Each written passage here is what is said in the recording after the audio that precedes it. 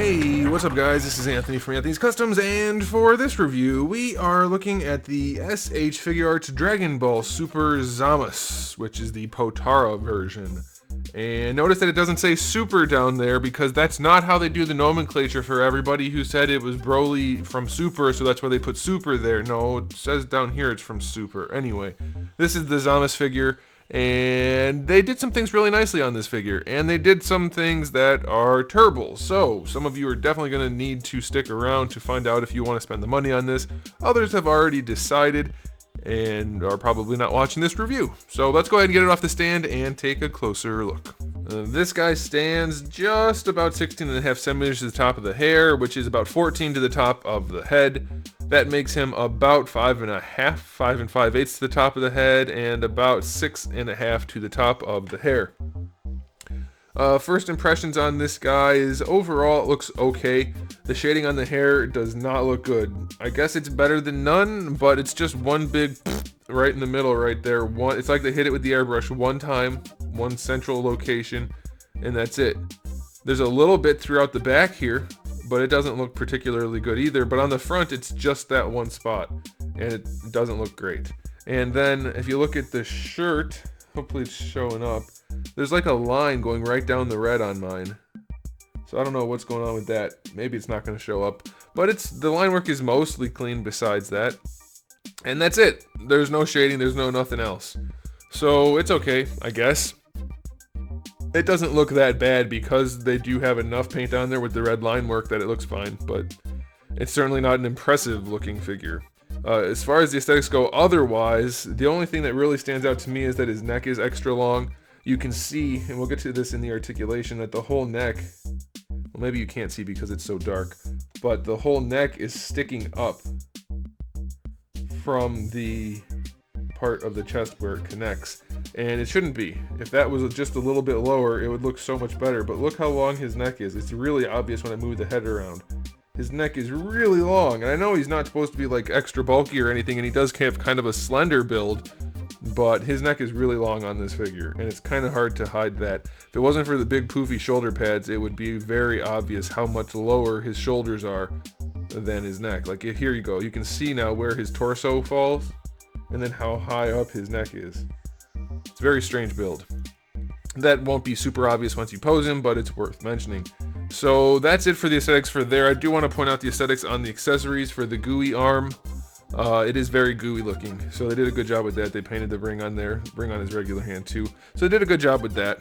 And then the aesthetics for the faces, I like that they split them with the gooey and the non-gooey being glossy and not glossy. That's nice, but they totally jacked up the eyes, and we'll get to that when we get to the accessories. So aesthetically speaking, let's just go 6 out of 10. That hair shading really doesn't look good, and he does have a long neck. 6 out of 10. It's not bad, but it's not particularly good. Okay, for the accessories, we do have the big sparkly thing that goes behind him and a little clip to hold it on, and that's actually really nicely done. It's transparent, but has like a pearly finish on it, and I like that a whole bunch. We do have 4 faces. We have 2 normal faces, 1 neutral, kind of smirky one looking angry. Then we have 2 half and half faces, one where he's smiling and one where he's yelling.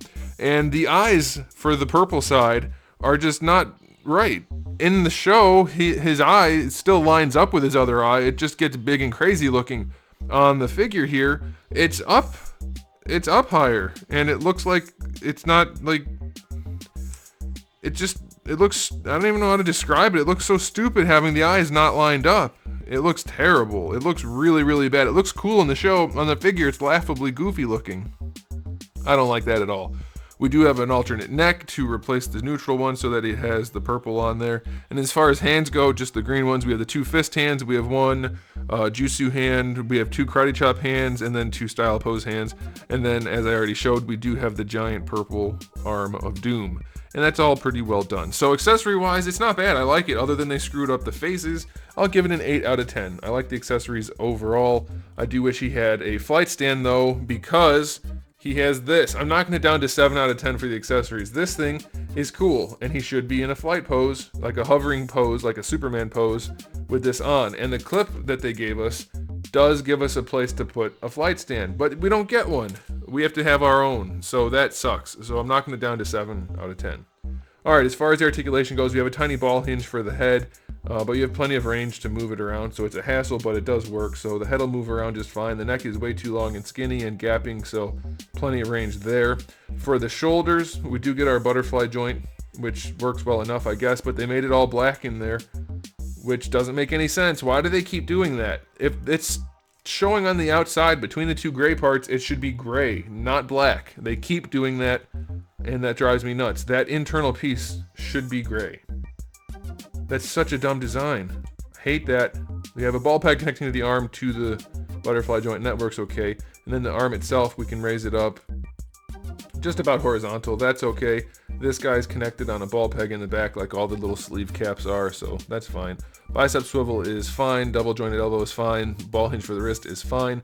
The torso, I'm not 100% sure what we have going on here. I think it's just maybe even a single ball peg, but you do get really good range out of it. So I didn't bother taking it apart because it works nicely, so that's fine. I think we have another ball peg, maybe a hinge and a ball peg for the lower part. I can't quite get in there to see, but you do get more range out of that, more rotation. Soft belt is soft. Soft skirt pieces are soft. Everything moves fine. The hips are your now standard Dragon Ball style hips with the hinges. And can we get the leg to come out? There we go. Yeah, you get the legs out pretty far. Like, it doesn't really have any trouble posing. Very nicely done there. Bring the leg forward. Really no issues there. Going back. Yeah, they did a really good job with the hips on this guy. You do get a thigh swivel. Double jointed knee, definitely not the best looking, but it's not bad and it works nicely, so that's fine. And then we're back to having terrible ankles, although this isn't the worst example we've had. You can't lean the feet forward really at all. They do lean back and create a gap, so there's that. They do have an ankle rocker though, a little bit, so you can bring the foot in, which is nice. That helps for some more dynamic posing. And then you have a toe hinge, which is worthless. So the ankles still suck. The rest of the figure is not bad though. Articulation wise, it's actually really solid. So that's pretty good. I'll go give it an 8. The ankles still suck though. 8 for the articulation. Just remember the ankles are why it's not higher.